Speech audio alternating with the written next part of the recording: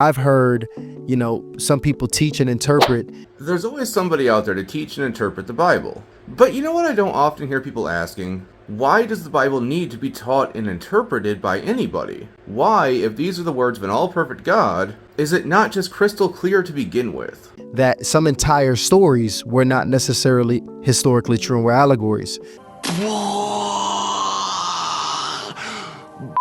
I really feel like this should be obvious. I mean, like, take Noah's flood, for example. Or Jonah and the big fish. We can talk all day long about the evidence that points away from it, and the absolute lack of evidence that points towards it. But you'll often hear people say, there is nothing impossible for God. Okay, cool, where's the evidence that points towards it? Explain yourself. The story of Jonah and the whale. Since they're going to talk about the exact same thing that I brought up, I'm going to go ahead and skip a little, and just cut right to the meat of this thing. And there are good answers for these sort of things. Now, I'm not a Bible scholar, I'm a chemist. Whoa! That's interesting, but I sure don't care.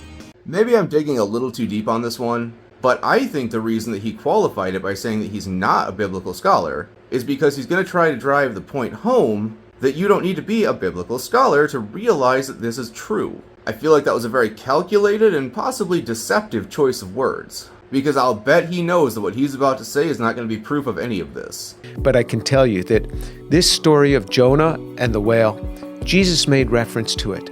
Okay, so the book makes reference to something earlier in the book. That's cool. Is there more? No. He said, as Jonah was in the belly of the whale 3 days, so the Son of Man will be in the earth for 3 days. So what he's doing right now is making a very legitimate claim about the language used in the book. But that's not evidence. I'm going to let him finish explaining to you why he's pointing this out. He did not say, just as Jonah in that story happened. He says, just as Jonah was in the whale for 3 days. So That's not how evidence works. Not evidence. He's just pointing out that the language in the book makes reference to the earlier story in the book as being something that was historically accurate, not just an allegory. But again, that does nothing to verify the actual claim. God damn it! Same shit, different day. if you want to discard the Jonah story, you have to discard what Jesus was saying too. Okay, well then without issue, I will just discard what Jesus said. That was easy. Because none of that is evidence for the claim.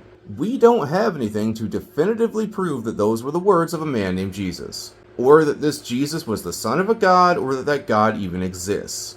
We just don't know.